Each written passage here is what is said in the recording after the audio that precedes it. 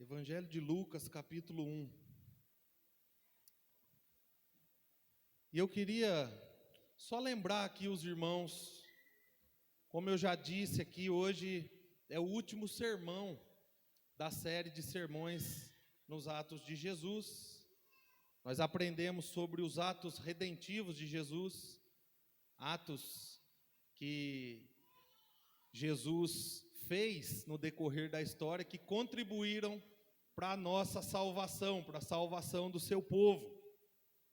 E no primeiro sermão, fazendo um panorama aqui, nós vimos como o mal foi real para Jesus, naquela tentação de Jesus no deserto. Nós vimos como o mal foi real ali para Jesus, e nós vimos que de fato Jesus foi tentado. E nós vimos então que o mal ele é uma realidade para nós ainda hoje, e que nós também somos tentados. Nós não podemos cair no risco de pensar que o mal não existe mais, que não existe mais maldade, não da parte dos homens, mas da parte do próprio Satanás contra as nossas vidas, porque de fato existe, e ele continua fazendo isso. Mas nós vimos ali naquela pregação do primeiro sermão, de como Jesus venceu o mal por nós, e de como nós podemos vencer o mal em Jesus, de como nós podemos vencer essa batalha contra o mal, em Cristo, que já o venceu de uma vez por todas.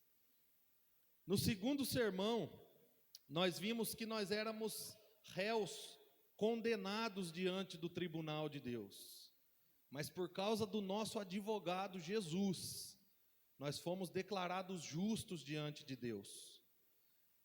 E como parecia impossível para nós aquela situação, um outro advogado entra em cena, o Espírito Santo, e ele advoga em nosso coração, nos convencendo de que é verdade, nós verdadeiramente somos livres, nós não somos mais réus, não estamos mais presos e condenados pelo pecado, mas agora somos livres em Jesus por causa da graça de Deus.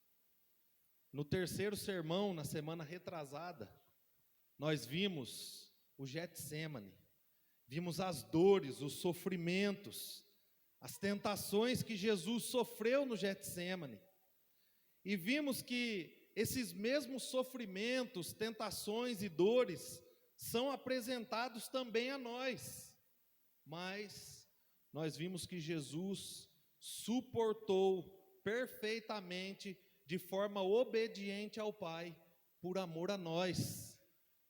E por causa disso, nós também podemos suportar as tentações, as aflições, as dores e os sofrimentos em Cristo. E na semana passada, nós vimos como que com o Jesus encarnado, nós tínhamos um relacionamento limitado ao tempo e ao espaço. Mas agora, com o Jesus ressurreto, elevado aos céus, nós temos um relacionamento ilimitado. Não tem limite de tempo e de espaço, porque no final das contas, Ele não só está nos ouvindo, mas Ele está em nós. Ele habita em nós, e nós podemos nos relacionar com Ele de forma ilimitada. E hoje então nós veremos o porquê que todos esses atos de Jesus se tornaram possíveis na história, e o porquê eles se achegaram a nós, e ainda podem impactar as nossas vidas hoje. Então eu queria ler o texto de Lucas capítulo 1, versos de 26 ao 45, que diz assim: No sexto mês, Deus enviou o anjo Gabriel a Nazaré, cidade da Galileia, a uma virgem prometida em casamento a um certo homem chamado José, descendente de Davi. O nome da virgem era Maria. O anjo, aproximando-se dela, disse: Alegre-se, agraciada, o Senhor está com você. Maria ficou perturbada com essas palavras, pensando no que poderia significar essa saudação. Mas o anjo lhe disse: Não tenha medo, Maria, Você foi agraciada por Deus. Você ficará grávida e dará à luz um filho, e lhe porá o nome de Jesus. Ele será grande e será chamado Filho do Altíssimo. O Senhor Deus lhe dará o trono do seu pai Davi, e ele reinará para sempre sobre o povo de Jacó. Seu reino jamais terá fim. Perguntou Maria ao anjo: como acontecerá isso se sou virgem? O anjo respondeu: o Espírito Santo virá sobre você, e o poder do Altíssimo a cobrirá com a sua sombra. Assim, aquele que há de nascer será chamado Santo, Filho de Deus. Também Isabel, sua parenta, terá um filho na velhice. Aquela que diziam ser estéril já está em seu 6º mês de gestação, pois nada é impossível para Deus. Respondeu Maria: sou serva do Senhor, que aconteça comigo conforme a tua palavra. Então o anjo a deixou. Naqueles dias Maria preparou-se e foi depressa para uma cidade da região montanhosa da Judéia, onde entrou na casa de Zacarias e saudou Isabel. Quando Isabel ouviu a saudação de Maria, o bebê agitou-se em seu ventre, e Isabel ficou cheia do Espírito Santo. Em alta voz exclamou: bendita é você entre as mulheres, e bendito é o fruto, e bendita é o filho que você dará à luz. Mas porque sou tão agraciada ao ponto de me visitar a mãe do meu Senhor? Logo que a sua saudação chegou aos meus ouvidos, o bebê que está em meu ventre agitou-se de alegria. Feliz é aquela que creu que se cumprirá aquilo que o Senhor lhe disse. Vamos orar? Deus, nós te agradecemos, Pai, por tudo que o Senhor já fez até aqui. Nós somos imensamente gratos, porque podemos cultuar o teu nome como família de Deus. Mas pedimos, ó Pai, nesse momento, que a tua palavra lida seja explicada e aplicada ao nosso coração, no poder do teu Espírito Santo, segundo a tua vontade, e que o Senhor alcance os corações que estão aqui de forma especial. Nós sabemos que o Senhor fala por meio da tua palavra, que o Senhor coloque os nossos ouvidos atentos e o nosso coração pronto para ouvir e receber a palavra do Senhor. Assim nós oramos, agradecidos, em nome de Jesus. Amém. Bom, esse aqui é um texto muito conhecido. O texto em que o anjo aparece a Maria, e aí então se desdobra toda essa história que nós lemos, até que ela de fato se rende aos pés do seu Salvador. Mas anteriormente, ainda no capítulo 1, dos versos de 5 a 25, um anjo apareceu também a Zacarias, que é marido de Isabel. E Isabel, como o texto diz aqui, ela era estéril, ela não podia ter filhos.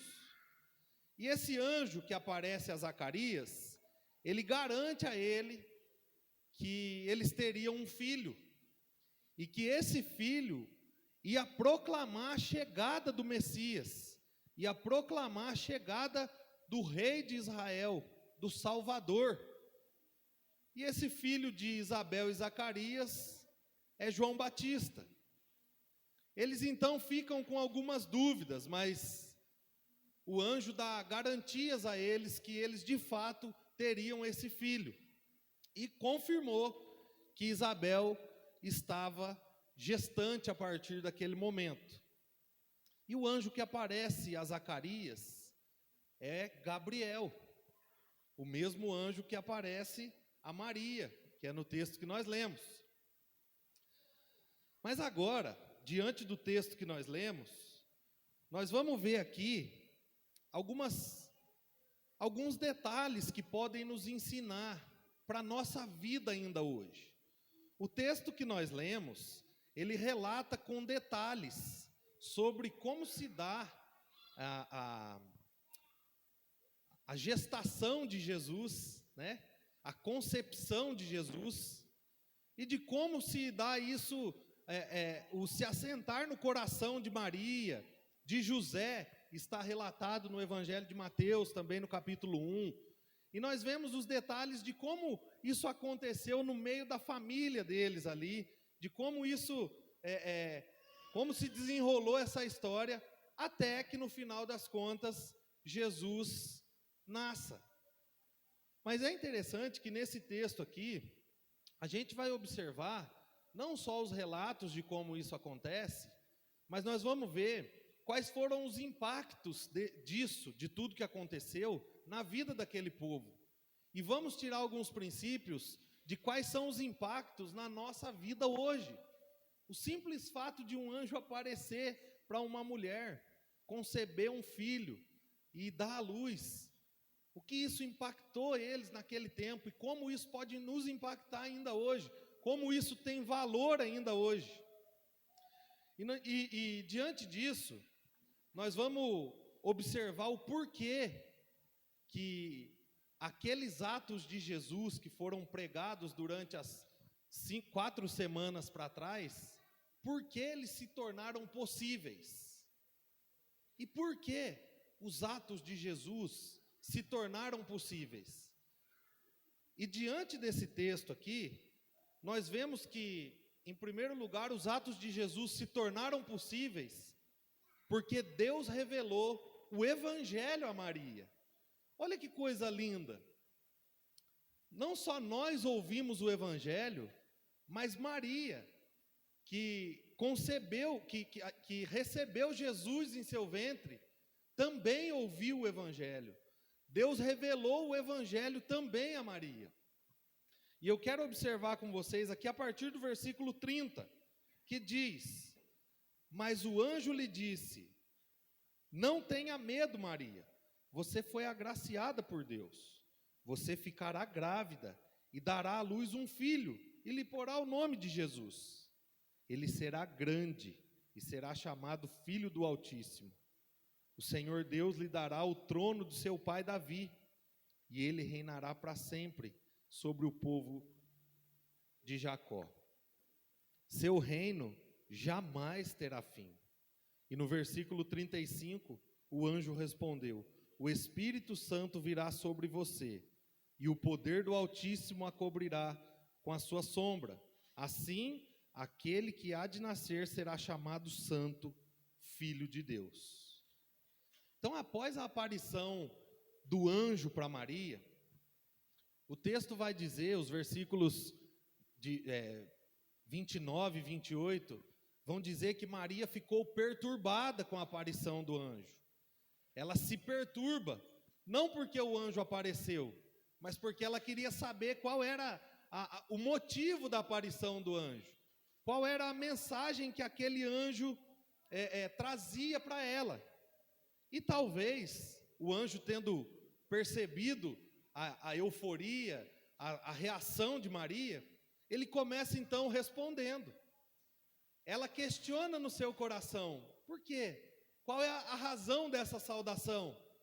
E aí talvez o anjo, percebendo, comece então respondendo. No versículo 31 ele diz, não tenha medo, você é agraciada, só que você vai ficar grávida, e vai dar à luz um filho, e esse filho vai se chamar Jesus. E depois que o anjo diz isso a Maria, ele começa então a apresentar Jesus para Maria. Primeiro ele apresenta que ela vai ter um filho. Depois ele dá o nome desse filho, Jesus. Agora ele começa a apresentar quem é esse filho. E no versículo 32, o anjo começa apresentando Jesus como Filho do Altíssimo. Ele diz que ele será chamado Filho do Altíssimo. E é interessante, irmãos, que naquela cultura, naquele tempo, era comum que homens que seguiam seus mestres, os homens que seguiam seus mestres e obedeciam seus ensinamentos, acabavam que vivendo como eles. Então eram discípulos mesmos, que caminhavam como parecidos com seus mestres. E o nome que se dava para esses discípulos que caminhavam como iguais aos seus mestres, era de fato filhos. Então os mestres da lei e os fariseus tinham seus seguidores, e aqueles que seguiam ao pé da letra o seu ensinamento, e aqueles que viviam ao pé da letra, como eles pediam que fosse vivido, eles eram chamados então de filhos. Muitos recebiam essa nomenclatura, filhos dos rabinos, filhos dos mestres, filhos de fulano, filhos de ciclano, porque ouviam a sua mensagem, criam na sua mensagem e viviam conforme a sua mensagem os encorajavam. Por exemplo, em João capítulo 8, Jesus vai questionar os fariseus e os mestres da lei, porque eles se dizem filhos de Abraão e também filhos de Deus, querendo dizer que eles são filhos porque eles creem em Abraão e vivem como Abraão viveu, e filhos de Deus porque eles creem em Deus e vivem como Deus e viviam como Deus ordenava em sua lei. Mas Jesus vai confrontar eles exatamente ali. Jesus vai falar: olha, vocês se dizem filhos de Abraão, mas vocês não creem na promessa que Abraão creu, na do Messias, na do Salvador. Vocês se dizem filhos de Deus, mas vocês não creem naquele que ele enviou. Então vocês não são nem filhos de Deus e nem filhos de Abraão. E aí Jesus chega a uma conclusão, porque eles imitavam alguém.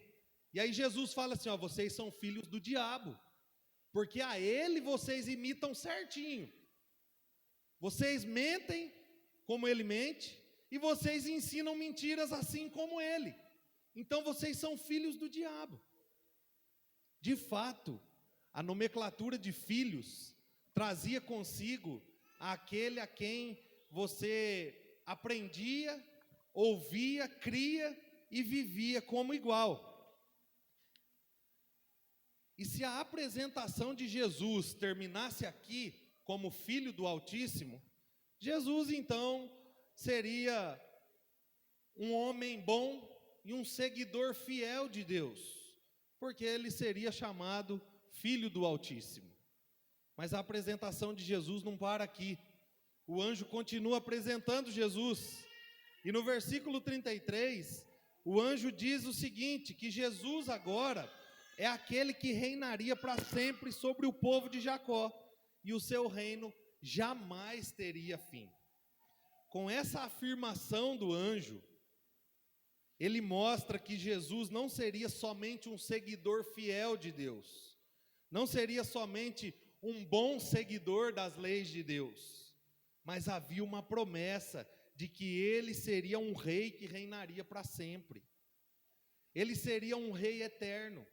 Ele não seria só aquele homem, 100% homem, que seguiria as leis de Deus de ponta a ponta, que cumpriria as leis de Deus de ponta a ponta, mas ele seria aquele Deus divino, 100% Deus, e por causa disso eterno, que viveria e reinaria para sempre.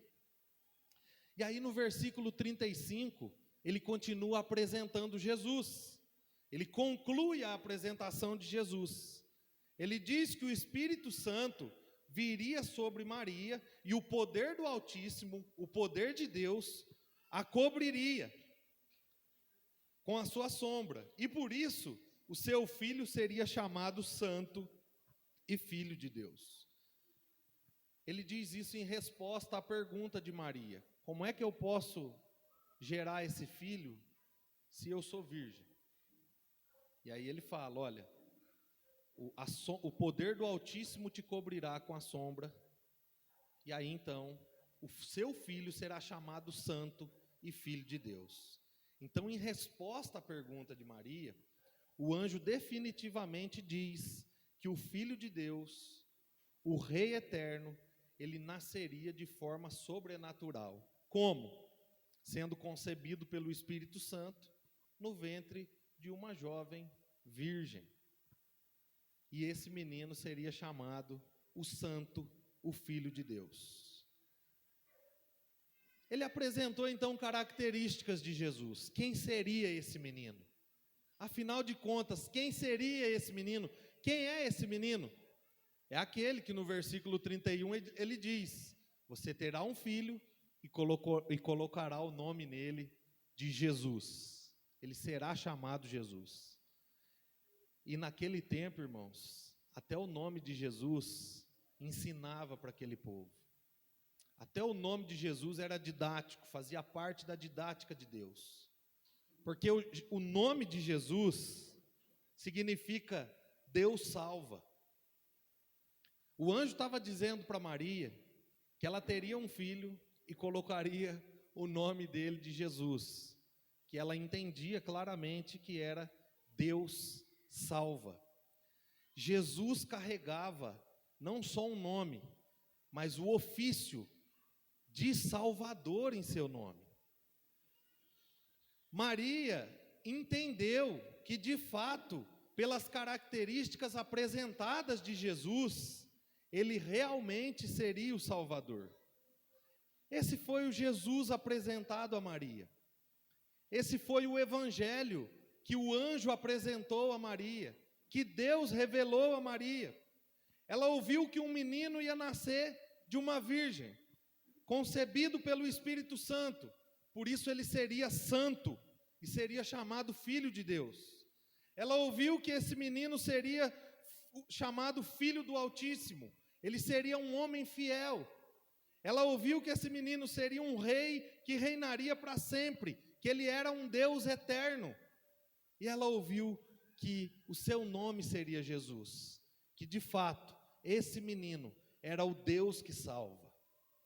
Esse foi o Jesus que Maria ouviu. Esse foi o evangelho que Maria ouviu. Quando nós lemos esse texto, nós não percebemos a profundidade do que aconteceu ali. Nós percebemos, quando a gente observa os detalhes, que antes de Cristo vir em forma humana e ser revelado à humanidade, Deus o revelou a Maria. Não foi assim do nada, ela foi concebido ali, tudo bem, eu aceito, porque não tinha outro jeito. Não, Deus revelou Jesus a Maria antes. Deus revelou o evangelho a Maria. Por quê? Porque ela também precisava ouvir as boas novas de salvação. E ela também precisava crer no Salvador. Ela era humana como nós. Ela precisava de salvação como qualquer um de nós. E para isso, só tinha um caminho, o Evangelho. E é por isso que o anjo apresenta o Evangelho a Maria. Porque antes do Filho de Deus ser concebido em seu ventre, ela precisava ser alcançada pelo Filho de Deus e salva por ele. E essa apresentação de Jesus a Maria foi contra o pensamento religioso daquela época. Porque era impossível o Deus eterno, santo, perfeito, soberano, vir em forma humana de maneira tão simples assim. No pensamento religioso deles, no mínimo, esse rei viria como o maior rei e o mais poderoso que já existiu na face da terra. Porque o pensamento religioso daquela época era contrário ao evangelho que foi apresentado a Maria. Todo pensamento religioso, irmãos, de religiosidade, de tradição, ele é contrário ao evangelho. E não só naquele tempo, mas nos tempos de hoje também. Hoje, irmãos, nós vivemos em um mundo onde é comum se dizer que todas as religiões, no final das contas, vão nos levar a Deus. Porque o que vai fazer a diferença mesmo é a fé que nós temos naquilo que nós acreditamos. Não é o objeto da nossa fé, mas é a fé que nós temos. Então, não importa a religião, se nós temos fé, nós vamos ser levados a Deus. É assim que nós ouvimos no mundo de hoje em dia. Nós ouvimos dizer que todas as religiões são boas, porque ruim mesmo é ficar sem religião nenhuma. Então ele está lá, está quietinho. Quantas vezes a gente ouve isso? Está lá, está quietinho, está bem. Pelo menos está crendo em alguma coisa. Nós ouvimos que todas as religiões são boas, porque ruim é ficar sem crença nenhuma, é ficar sem religião nenhuma.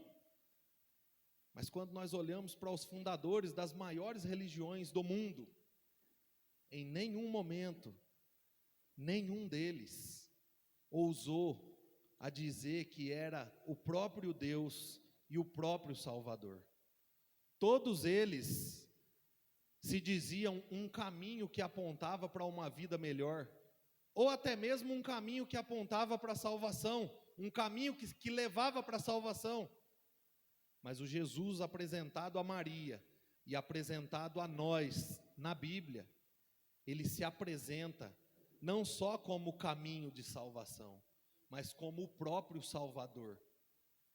É diferente de como as religiões, os gurus das religiões, têm se apresentado hoje a nós. Por isso, a gente fica diante de dois olhares. O primeiro olhar, todas as religiões são boas e todas elas no final levam a Deus.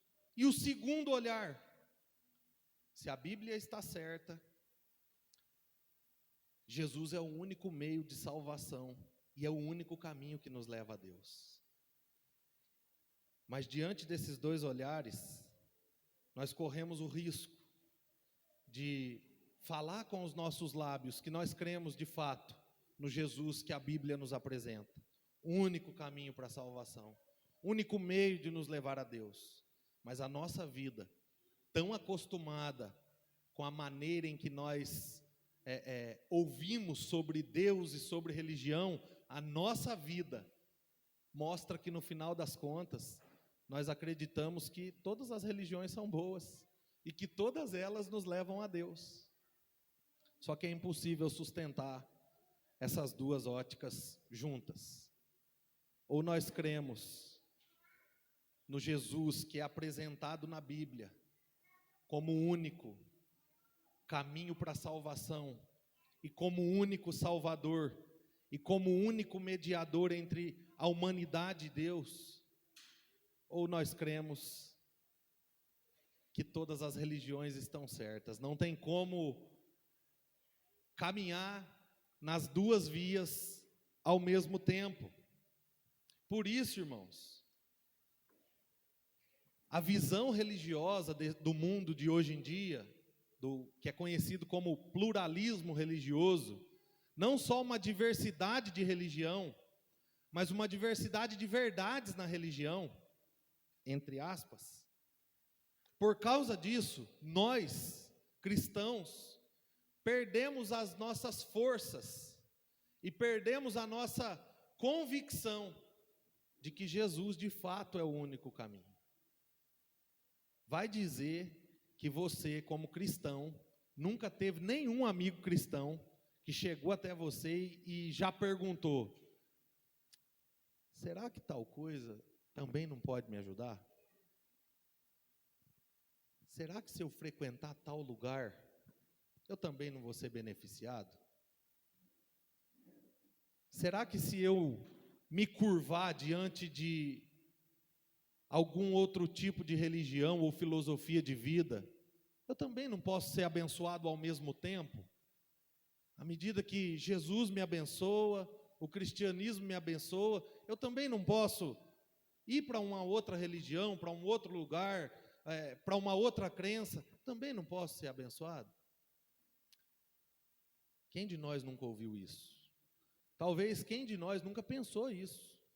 Será que eu estou no caminho? Será que é isso mesmo? Não pode ser tão difícil assim. Ah, Deus é bom. O fardo tem que ser muito leve. A caminhada tem que ser muito gostosa. Está difícil demais. Será que é Deus mesmo? Será que é isso mesmo? Nós vamos perdendo a nossa convicção. Ainda mais, irmãos, com muita tristeza, que nós perdemos a paixão por isso aqui, pela palavra de Deus. Em uma avaliação mundial, não é local não, mundial, existe um analfabetismo bíblico gigantesco. Não é na rua não, dentro da igreja, irmão. Dentro da igreja. E como é que nós vamos ter convicção de uma coisa que nós não conhecemos? Como é que nós vamos ter certeza de um Deus que nós não nos relacionamos com Ele? Como é que nós vamos falar de alguém que a gente não sabe muito bem como é que ele viveu, onde ele viveu, como é que foi o processo da sua vida. Nós temos perdido forças, não é para o diabo, é para nós mesmos. É porque nós temos amado mais as coisas deste mundo do que a Cristo. É porque nós temos amado mais a nós mesmos do que a Cristo. É porque nós queremos suprir as nossas próprias necessidades e fechar os olhos para as necessidades que Cristo quer suprir em nós.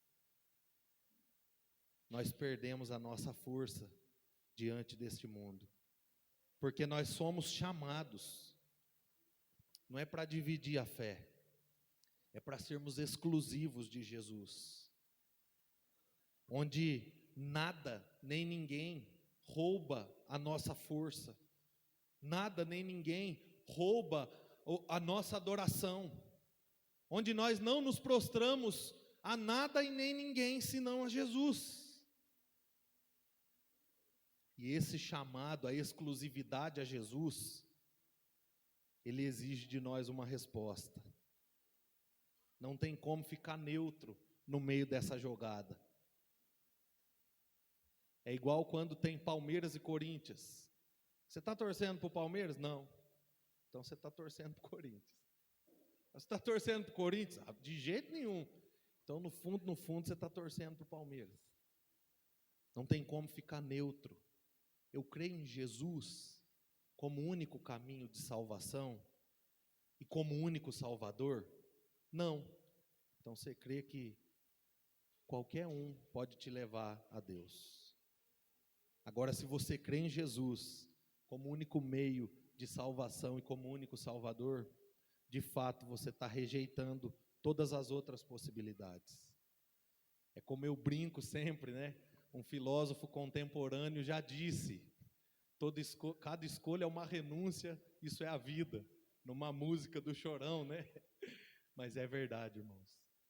Cada escolha que nós fazemos, nós não estamos dando possibilidade alguma às outras coisas.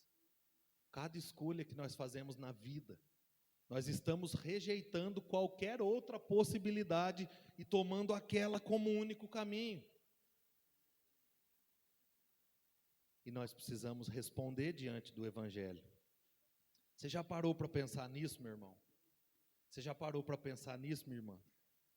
Que diante das filosofias de vida, diante das diversas religiões que nos são apresentados todos os dias, não é uma vez ou outra, todos os dias.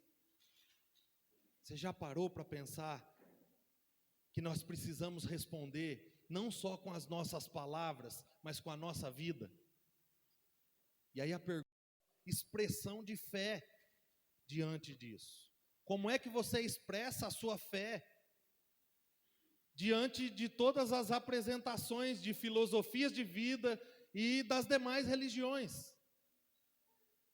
Eu e a Paulinha fomos comprar um livro para o Pedro essa semana, e a gente estava revirando os livros, e gente, como tem livros de todas as seitas religiosas para criança, para ensinar a criança, e como tem livros de ideologias das mais absurdas para ensinar a criança.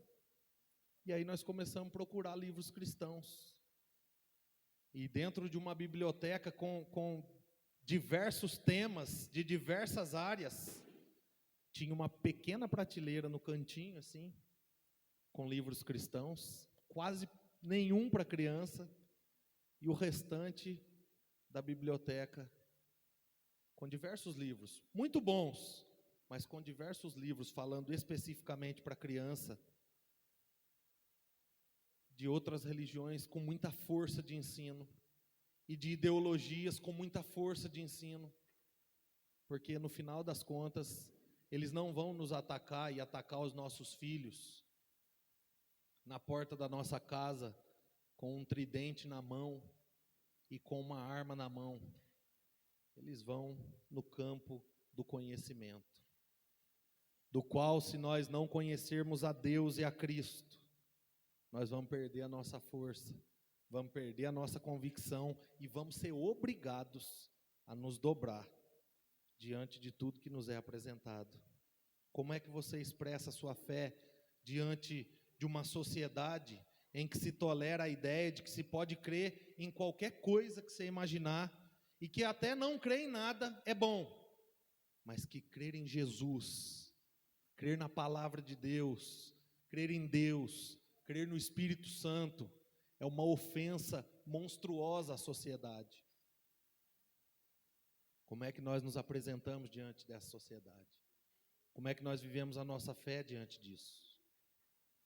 Mas diferente da maioria das religiões, o cristianismo nos é apresentado por meio da Bíblia, e o seu fundador não é apresentado só como um caminho, como eu disse aqui.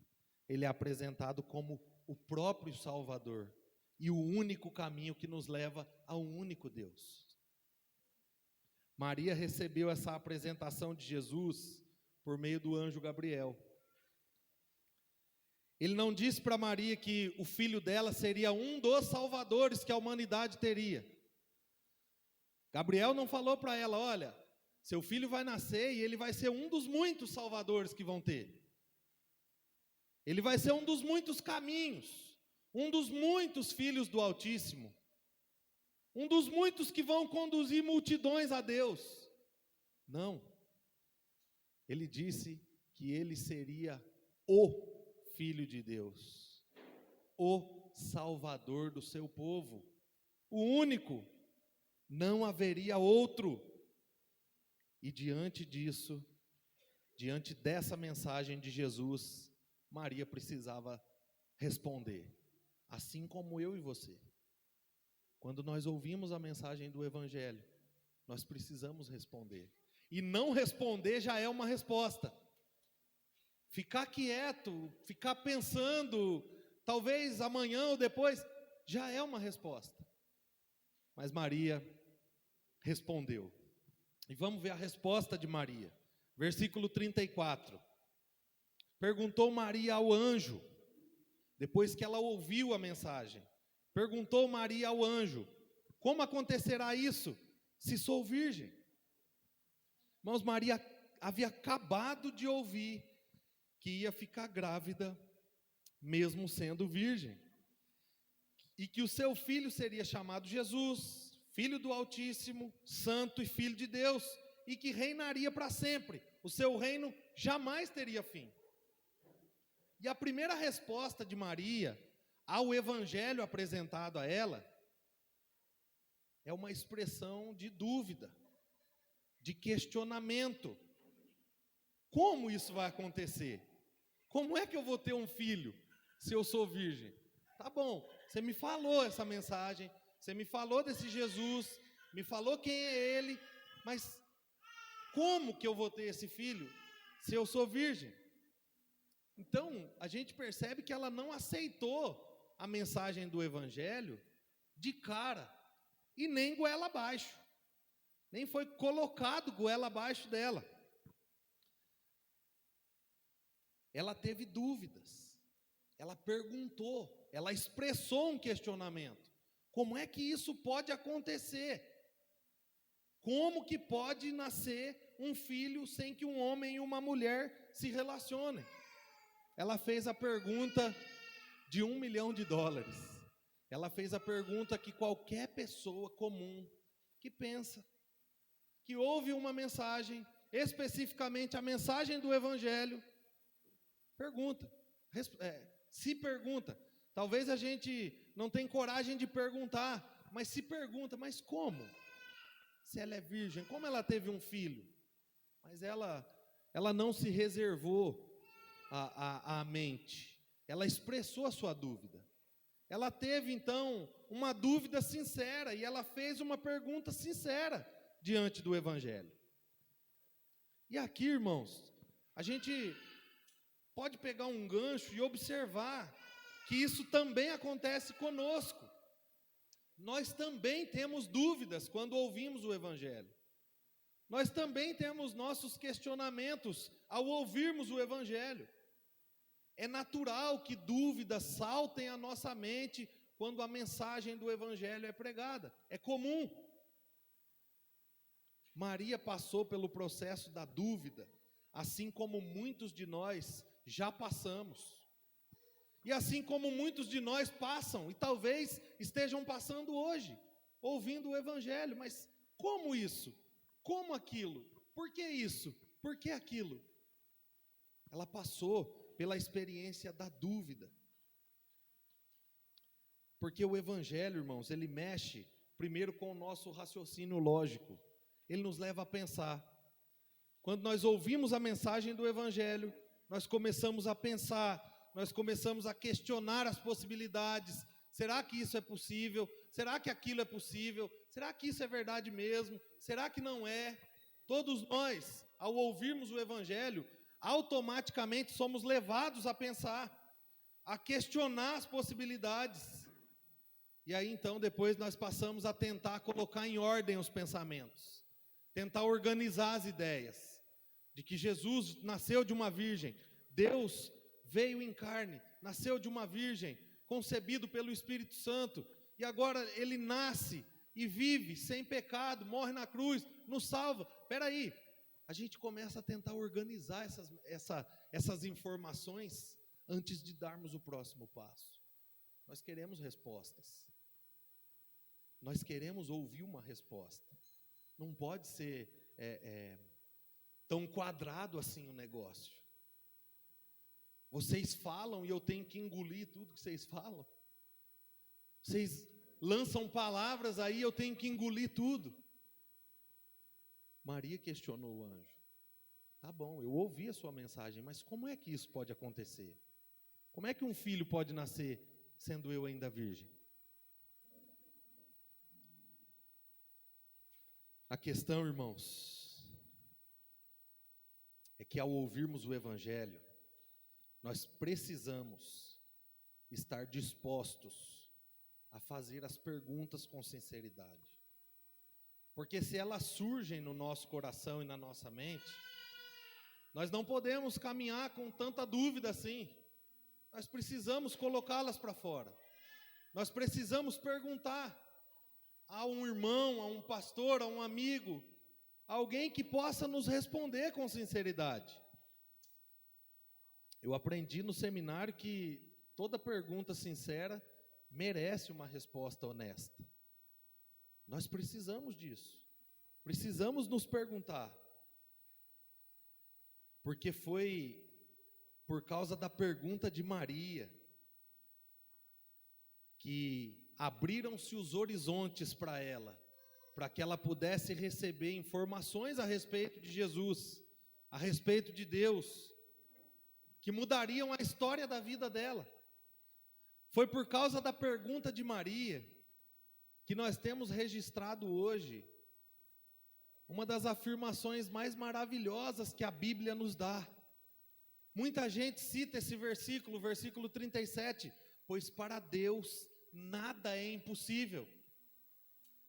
O anjo responde Maria, olha, o poder do Altíssimo vai te cobrir com a sombra, e o seu filho vai ser santo, ele vai ser chamado santo, filho de Deus, porque para Deus nada é impossível. Nada é impossível para Deus.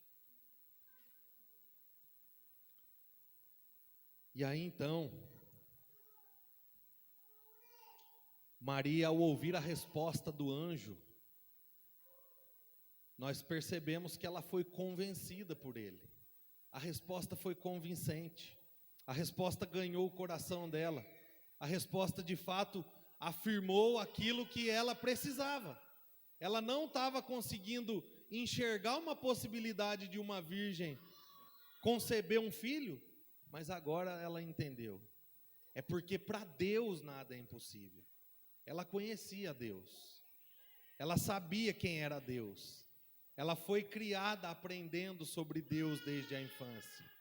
E é esse Deus que de forma impossível ia conceber um filho a ela. E por isso, irmãos, sem dúvida nenhuma, as nossas perguntas são importantes. Elas são importantes, primeiro, porque nós vamos crescer no conhecimento de Deus. Se elas são sinceras, nós vamos aprender mais sobre Deus. Nós vamos aprender mais sobre Cristo. Vamos nos relacionar melhor com Deus e com Cristo. E ainda vamos ajudar as pessoas que estão à nossa volta a crescer conosco. Então as perguntas são importantes. E é após ouvir que para Deus nada é impossível, que Maria então teve a sua dúvida sanada. Ela entendeu que a resposta seria suficiente para suprir a explicação da mensagem do Evangelho.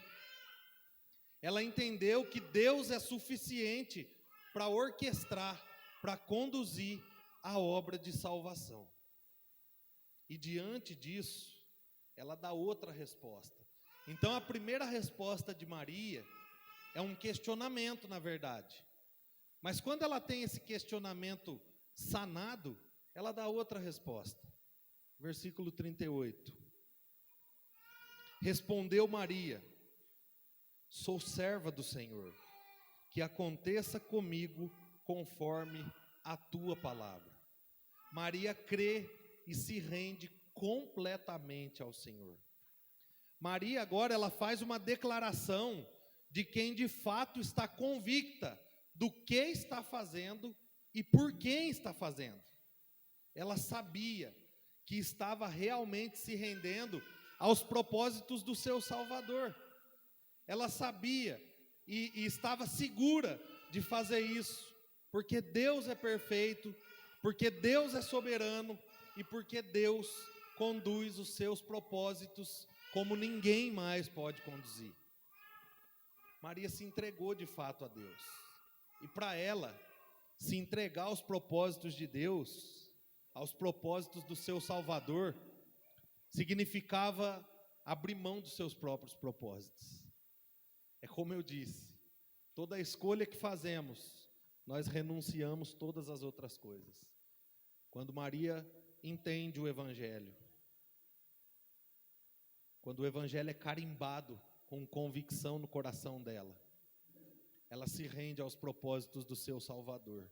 E com isso, ela abre mão dos seus próprios propósitos. Irmãos, muitas pessoas, e talvez muitos de nós, queremos conhecer a Jesus, nos relacionar com Jesus e sermos salvos por Jesus. Mas nós queremos nos render a Ele na nossa própria maneira, na nossa própria condição, negociando os custos, negociando com Ele o que vamos abrir mão e o que não vamos, o que vamos aceitar dos termos dele e o que não vamos. Mas nós vemos que Jesus, em Lucas capítulo 14, vai dar os termos certos ali para segui-lo. E os termos de Lucas 14 são renúncia total. Aquele que não renunciar a tudo quanto tem, não pode ser o meu discípulo. É isso que Jesus fala. Esses são os termos. Mas muitas vezes nós queremos ir a Jesus e queremos fazer um negócio com Ele. Nós estamos dispostos a negociar com Jesus. O que é que eu posso abrir mão, Senhor? E o que é que eu não posso? O que é que eu posso aceitar dos teus termos? O que é que eu não aceito de jeito nenhum? E o pior de tudo é que no final das contas, nós ainda queremos que Jesus aceite os nossos termos, que Jesus assine o nosso contrato. Daí então, eu vou aceitar, eu vou assinar, porque senão eu vou te perder. Não, não funciona assim com Jesus. Com Jesus, ou nós abrimos mão dos nossos direitos, ou não tem negócio. Com Jesus é um contrato de uma cláusula só. Não tem da minha parte e da parte dele. Da minha parte agora e depois da parte dele. Não tem essas cláusulas. É uma parte só. Renuncia a tudo quanto tem E aí então vem e me segue. Não tem negócio com Jesus, mas nós queremos negociar com Jesus. Sabe por quê? Porque quando diz respeito a seguir a Jesus, a parte mais difícil de entregar é entregar a nós mesmos, é entregar as nossas próprias vidas. Nós não queremos abrir mão de nós. Eu até abro mão de um dinheiro lá que está entrando, eu até posso abrir mão de alguma outra coisa, mas de mim por completo não dá. É muita coisa, Senhor. Você está pedindo demais para mim. Não vai dar. Nós não queremos abrir mão de nós mesmos. Nós não queremos sair do controle. Nós não queremos perder a autoridade sobre a nossa própria vida. Nós não queremos perder quem somos para sermos encontrados em Cristo, para sermos encontrados nele. Paulo disse isso, que estava disposto a abrir mão de tudo, perder tudo que ele conquistou, só para ser encontrado nele.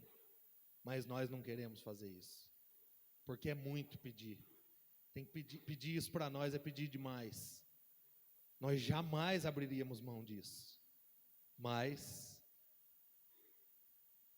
uma verdade eu quero que cada um de vocês carregue aqui. Jesus só nos aceita se ele assumir o controle de tudo. Senão, não tem negócio. Não existe meio contrato. Mas eu já assinei metade do contrato, Senhor. Então, conduz aí a minha vida? Não. Se você assinar os 100%, é tudo meu. Eu vou conduzir. Mas não tem negócio. E nós precisamos aprender isso. E eu me incluo nisso, irmãos. Eu preciso aprender isso junto com vocês. Não existe um meio termo. Por isso, quando nós seguimos a Jesus, nós precisamos estar dispostos a viver como Ele deseja. E dizer como Maria disse, com toda sinceridade de coração: sou teu servo, aconteça comigo conforme a tua palavra. Ainda que não sabemos o que será o tudo que Ele vai nos pedir no futuro. Porque tem essa ainda. Quando Ele chama Abraão, Ele fala: sai da tua terra, do meio dos teus parentes, e você vai para um lugar. Que lugar é esse, Senhor? Eu vou te mostrar. Você só vai. Não, mas então não vou. Não tinha negócio. Vai, eu vou te mostrar. Ele não mostrou para Abraão no começo. Foi no processo que ele revelou tudo a Abraão. Ele mostrou para onde iria, qual seria a terra, qual seria o caminho. E Abraão nem desfrutou dessa terra, mas a sua descendência sim.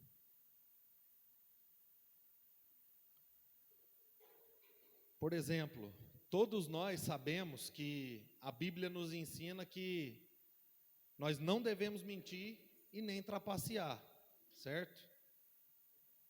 Mas essas verdades, elas só vão nos custar alguma coisa quando falar a verdade for nos custar um relacionamento, uma amizade, um emprego, a nossa carreira profissional. Ainda mais se, diante disso, se a gente falar mentira, nós vamos salvar essas coisas. Então, percebe que algumas coisas nós só vamos entender o que é o tudo que Jesus está nos pedindo, o que é o custo que Jesus, o custo de seguir a Jesus, é no caminho, é quando acontecer. Então, de primeiro momento, mentir não tem problema, eu nunca vou ser pego nisso, tranquilo. Então, se a Bíblia ensina que mentir é errado, então eu posso seguir Jesus tranquilo. Tá bom, mas e quando você precisar mentir para salvar o teu emprego? Aí você vai entender que vai custar caro. E quando você precisar mentir para salvar qualquer outra coisa na tua vida? Aí você vai entender o custo de seguir Jesus. Porque ou você segue a Jesus e corre o risco de perder tudo, ou você vai ser idêntico a uma pessoa que nunca conheceu Jesus, que nunca ouviu falar de Jesus. que nunca experimentou de Jesus, porque vai viver como qualquer outra pessoa viveria, porque não quis desfrutar do custo de seguir a Jesus. Por isso, meus irmãos, quando nós nos entregamos a Cristo, nós estamos abrindo mão de decidir qual é a direção que nós vamos tomar na nossa vida, em todas as áreas dela. Nós estamos abrindo mão e assumindo um compromisso de cumprir, sem questionamento, a vontade de Deus. E isso é doloroso. Não pense que a gente faz isso com alegria. Nossa, que gostoso. Não é. Dói. Dói para mim e dói para qualquer pessoa, quando nós temos que abrir mão da nossa própria vontade para fazer a vontade de Deus. Mas é isso que Jesus nos chama a viver. E é isso que Maria se dispõe a fazer. Senhor, eu sou a tua serva. Que aconteça conforme a tua palavra. Que o Senhor faça da tua maneira. Que o Senhor faça do jeitinho que o Senhor falou. Eu não quero nem me intrometer, porque eu ouvi sobre o seu filho e eu criei nele. Então faça a tua vontade, conforme o Senhor mesmo disse. E aí nós podemos nos perguntar, então por que o Evangelho é apresentado a nós dessa forma? Por que ele foi apresentado dessa maneira para Maria também? O Salvador vindo ao mundo, por meio de uma adolescente virgem, grávida, solteira, onde aquela cultura lá ia ser uma devastação, uma vergonha. Esse foi o jeito de Deus falar para aquele povo e falar para nós, hoje, que os seus padrões não são como os nossos padrões. Seus padrões são diferentes dos nossos. Foi o jeito de Deus dizer que a força dele é diferente daquilo que nós enxergamos como força, porque ela é manifesta na fraqueza. Foi o jeito de Deus dizer que o Salvador não nasceria em um berço, em um palácio real, mas nasceria em uma manjedoura. Foi o jeito de Deus dizer que ele não conquistaria salvação ganhando guerras e vencendo batalhas, mas na fraqueza e na humilhação, pendurado em uma cruz. Que de fato, esse menino seria um servo que serviria de forma sacrificial. E não é entregando seu dinheiro, seus bens materiais, não. Era entregando a sua própria vida, suas próprias vontades, para cumprir a vontade de Deus. Para concluir, irmãos, Maria estava disposta a se entregar totalmente a Jesus, como ele faria a ela algum tempo depois, por ela e por nós. Filipenses diz que, embora sendo Deus, ele não considerou que o ser igual a Deus era algo que ele devia se apegar, mas ele humilhou a si mesmo e veio em forma humana. E fazendo isso, ele foi obediente e até a morte, e morte de cruz. Maria se entrega a ele, mas depois ele se entrega por ela e por nós. A obediência de Maria e a obediência de Cristo não envolveu a palavrinha se. Eu farei se. Eu obedecerei se. Não. Porque toda vez que nós colocamos a condição se, não é obediência. Quando nós fazemos isso, nós estamos dizendo que nós vamos ouvir o conselho de Cristo, e se for interessante, a gente coloca em prática. Agora, se não for, fica para outra hora. Mas com Jesus na nossa vida, não tem espaço para si.